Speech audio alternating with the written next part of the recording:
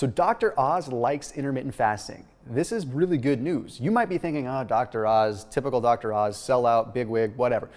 Well, it's good that he's talking positive about intermittent fasting because that's getting a lot of attention to the subject.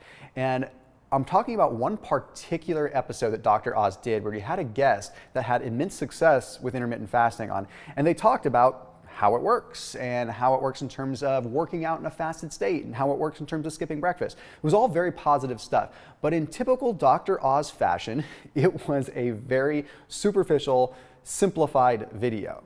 And that's great because it gets the point across. But I think you deserve to have a more solid understanding of what's happening inside the body so that you can get the utmost success and have the utmost results, right? So we need to know what is happening inside your body. So we're gonna base this whole topic on what was talked about in Dr. Oz's episode, and we're gonna break it down and how it really works in your body. So in order to do that, I first have to explain kind of what went on in this episode.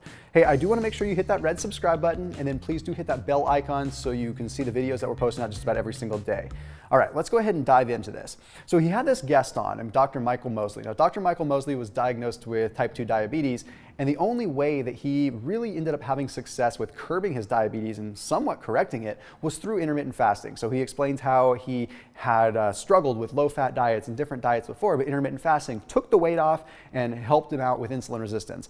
Very common thing. It was sort of the case for me too when I lost weight.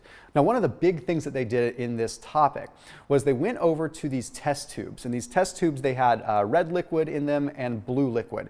And basically, it was just an oversimplification to demonstrate how when you work out in a fasted state, you're burning straight body fat. And when you work out in a fed state, you have to burn through the food first before you ever tap into the fat stores. Again, it's an oversimplification, but I've used this sort of analogy before, okay? It's simple, but it does get the point across that you burn more fat when you're in a fasted state. Okay, so that was great. But in this video that I'm doing, I'm gonna break down what's actually happening inside your body rather than just showing it with an oversimplification. So stick around because we're gonna talk about that in a minute. The other thing that they addressed was some of the myths surrounding skipping breakfast. And this is great, but they really only touched lightly on them. See, he referenced a New England Journal of Medicine study that was designed to literally debunk some of these breakfast myths. So he touched on them briefly. Dr. Mosley mentioned that this study found that skipping breakfast and eating breakfast literally had no change on someone's overall weight loss. Like, it didn't matter. And then he referenced another study that talked about how it all depended on what your baseline was. And what that really means, because it wasn't explained really well, was if you are someone that normally would eat a big, voluptuous breakfast, and then all of a sudden you stopped having breakfast, you might have bigger results than someone that maybe just had a small bowl of cereal and a cup of coffee and then started skipping breakfast. The results varied widely. But what he didn't go into detail with was why this is actually happening. And it all has to do with the fact that when you remain fasted, you have an elevation of different hormones that force your body into burning fat for fuel, mainly adrenaline and epinephrine. You see, fasting and being fasted is a stressful situation. And what that means is you have stress hormones that are released. And these stress hormones, like adrenaline, norepinephrine, and even cortisol, mobilize fat. And the moment that you eat breakfast, you stop that. So it's not just about the calorie piece of the equation, it's more about the consistency and allowing your body to sort of adapt to the stress, which I'll talk about a little bit more. Now, the other thing that they mentioned in this episode was a slowed metabolism. Dr. Michael Mosley talked about how intermittent fasting does not slow the metabolism, and he compared it to a starvation study where they did see the metabolism slowed. This warrants a better explanation because I just don't think it was really given enough attention. So the study that they referenced was something called the Minnesota Starvation Study, and it was done in 1944 to try to help figure out how they could refeed civilians that were starving during the war, right? So they wanted to figure out, okay, these people aren't going to be eating much. How do we refeed them without messing them up? So what they did is they restricted calories aggressively and had these guys eat only 1,800 calories per day, okay? And they had them walk a lot to the point where they were burning 1,000 calories more than what they were taking in. So of course they lost weight, that was the goal. But at the end of 6 months, they had lost 25% of their total body weight and their metabolisms had slowed down significantly. So a lot of people have used this study as evidence against intermittent fasting because they say, well, if you continually reduce calories, then you're going to end up slowing your metabolism down. Yes, you will, but that's not the point in intermittent fasting. The point in intermittent fasting is to still get a decent amount of calories in, but you're allocating it to a different time of the day. You're just elevating a stress response in your body while you're fasting, so your body is forced to burn fat. If you just reduce calories, then your body's just going to adjust to that. The whole goal with intermittent fasting is not to have a massive caloric restriction, but to have periods of time where your body has no choice but to tap into your stored body fat. So that's what wasn't really explained super well. So you're still enjoying foods you like, you're still enjoying those things, you're just having them allocated to a different period of time rather than restricting calories throughout the whole day, being starving all the time. You're starving for a little bit of time, but then you get to eat a lot of the good foods, which, by the way, you should be eating the right kinds of foods, and that's a whole different topic for another day. But I did create what is called a fasting bundle through Thrive Market. So Thrive Market is an online membership-based grocery store. So you can get like all your groceries and things like that online delivered to your doorstep. But what's really cool about Thrive Market is I've partnered with them to create fasting bundles and keto bundles. So I go grocery shopping and say, this is what I would recommend. This is what I think is good. And I put it in a box in Thomas's fasting box, and then it's open to the public. So I went ahead and put a link down below for you to check out Thrive Market. That way you can hop on over there after this video is done and get my Thrive fasting bundle if you want to, or you can also just check out different groceries and check out things you want to get from Thrive and have them delivered to your doorstep. Anyhow, I digress, but I wanted to be able to share that with you, so check it out after the video. All right, let's go ahead and let's keep rocking.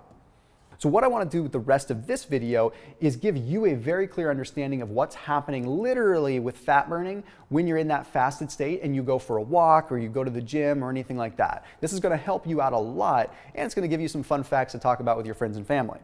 Before I do get into the studies, let me mention really quick, we're expanding into the space next door to expand our studio, and they're doing a little bit of construction over there. So if you hear a little bit of scraping or you hear a little bit of banging, we're not going to stop, we're not going to cut, we're just going to let it roll because it's happening all day.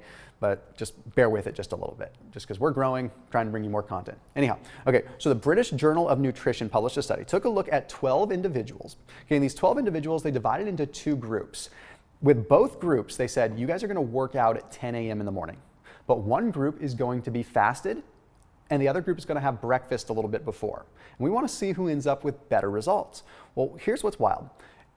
After they worked out, they had both groups consume a protein shake, and then a little bit later, they had them consume a large meal, and they let them eat until they were full. They said, you just eat as much as you can, as much as you want, until you're full. Here's what's wild.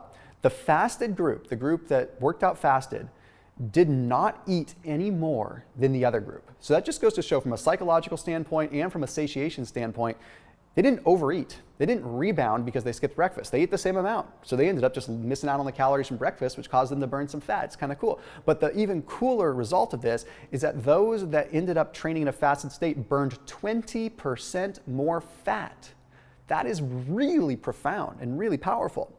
But that doesn't really answer what's happening in our body. So let's take a look at another study that was published in the Journal of Applied Physiology that gets a little bit more granular and a little bit more fun. So this study took a look at 20 subjects, also divided into two groups. Both groups ate an isocaloric diet, which means that they ate enough calories just to maintain their weight. And both groups ate the same amount. Okay, so it was eucaloric and isocaloric, meaning they didn't try to gain weight, they didn't try to lose weight, they just ate at maintenance.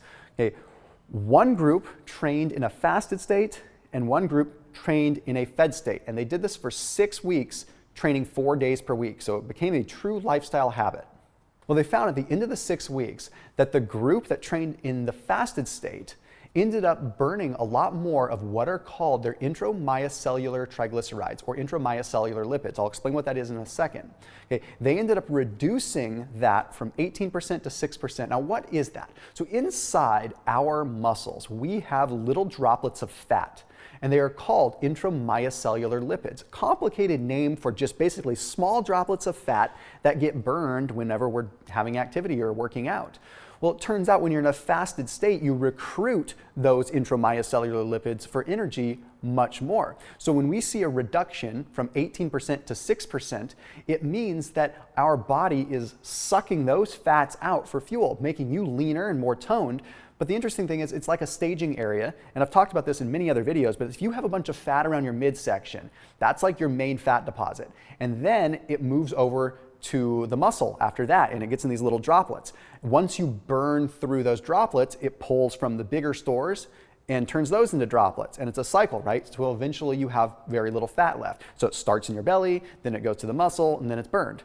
If we have a reduction of 18% to 6%, that's a huge, huge decrease in the fat that's stored in our muscles, which means that is a huge increase in the fat that's getting pulled from your belly and from your adipose tissue. That is what's happening inside your body. And that does not happen when you're in a fed state, it only happens when you're in a fasted state.